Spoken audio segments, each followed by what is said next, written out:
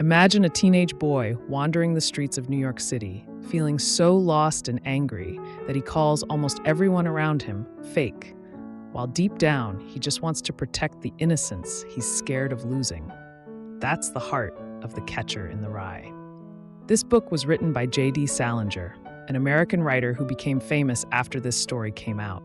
It was published in 1951, a time when America was still figuring things out after World War II, and young people were starting to question the way things were. Salinger, who grew up in New York and fought in the war, used his own feelings to write this book, which is set in the late 1940s. It follows a 16-year-old named Holden Caulfield, who gets kicked out of school and spends a few days in New York, trying to understand himself in a world he doesn't like. People love this book because it shows what it's like to feel confused and alone as a teenager. And even now, it still feels so real to readers. The story starts with Holden talking to us from a place where he's getting help for his mental health after going through a tough time. He doesn't explain much about that at first. He just jumps into what happened before he ended up there, starting with his last days at Pensy Prep, a boarding school in Pennsylvania. Holden has been kicked out because he failed almost all his classes, except for English, which he enjoys. He's not sad about leaving, though, because he thinks the school is full of fake people who pretend to be something they're not. He doesn't get along with his roommate, Stradlater, a popular guy who cares too much about how he looks. One night, Stradlater goes on a date with Jane Gallagher, a girl Holden really likes. Holden remembers how he and Jane used to play checkers together and how she'd always keep her kings in the back row, a small thing that makes him smile because it shows how innocent she is. That night, when Stradlater comes back and talks about his date with Jane, Holden gets upset. He's worried Stradlater might have done something to hurt Jane, and he can't handle that thought. He tries to hit Stradlater, but Stradlater is stronger and pushes him down, leaving Holden with a bloody nose. That's enough for Holden. He decides he's leaving Pensy right then.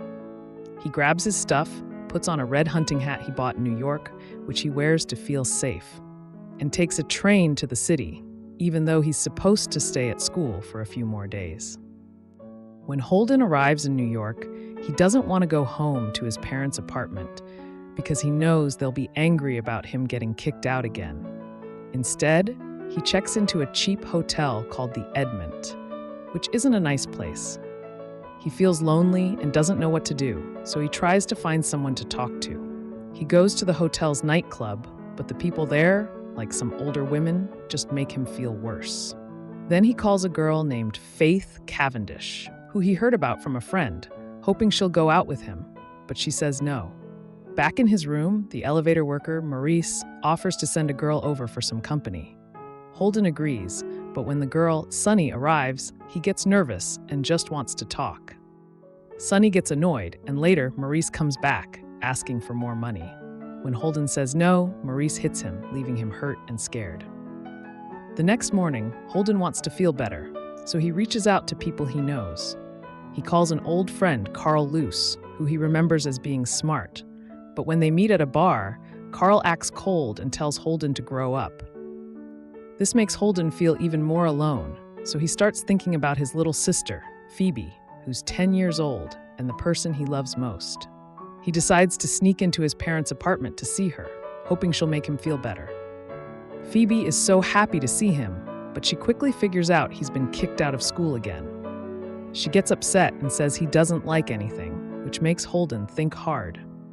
He tells her he does care about some things, like her, and the idea of keeping kids safe from the adult world, which he thinks is full of fake people.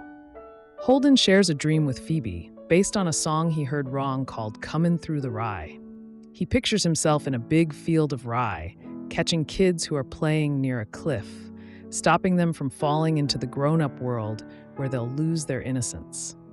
Phoebe listens, but tells him the song is really about meeting someone in the rye, not catching them.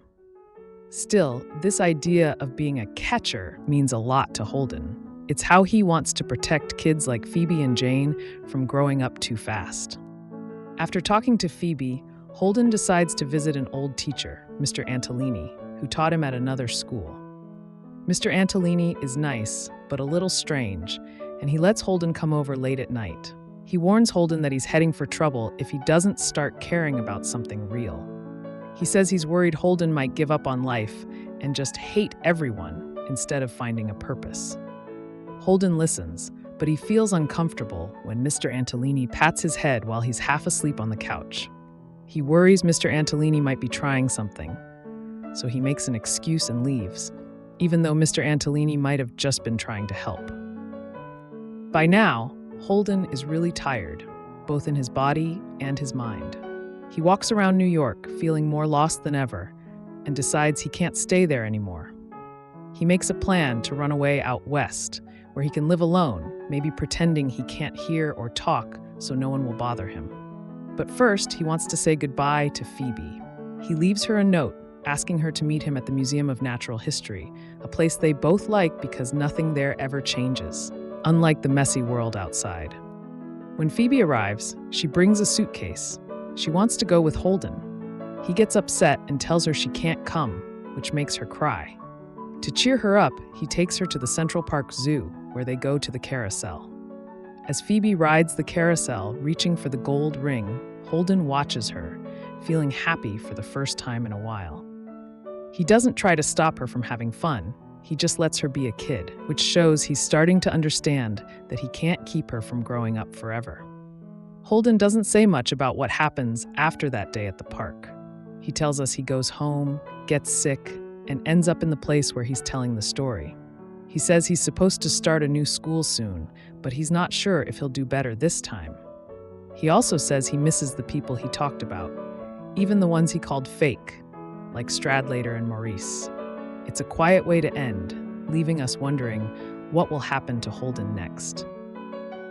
The whole story shows us how Holden feels inside, and Salinger does this by letting us hear Holden's honest voice. He's a kid who's hurting. His younger brother, Ali, died of leukemia a few years ago, and that still makes him so sad. Ali was the one person Holden thought was really good, and losing him left a big hole in Holden's heart. That's why he cares so much about keeping kids innocent. Whether it's Phoebe or Jane, he doesn't want them to feel the pain he does. But he's also mad at the adult world, which he thinks is full of lies, and he's scared of becoming part of it. Salinger also shows us what New York City was like in the late 1940s, with its noisy bars, busy streets, and lonely hotel rooms. These places make Holden feel even more alone. He's around so many people, but he can't connect with anyone. Every time he tries to talk to someone, like a friend or a teacher, he ends up feeling let down, which makes him want to hide even more. The Catcher in the Rye shows what it's like to grow up and feel lost, making us think about how hard it can be to find your place in the world. It talks about the sadness of losing someone you love, like Holden losing Ali, and how that changes the way you see everything. The book also shows how lonely it can feel to be young and not understood, a feeling that many people still have today. People love this story because Holden is so honest, even when he's wrong or messy, and it makes us remember our own struggles to find meaning, to connect with others, and to hold on to the things that make us happy in a world that keeps changing.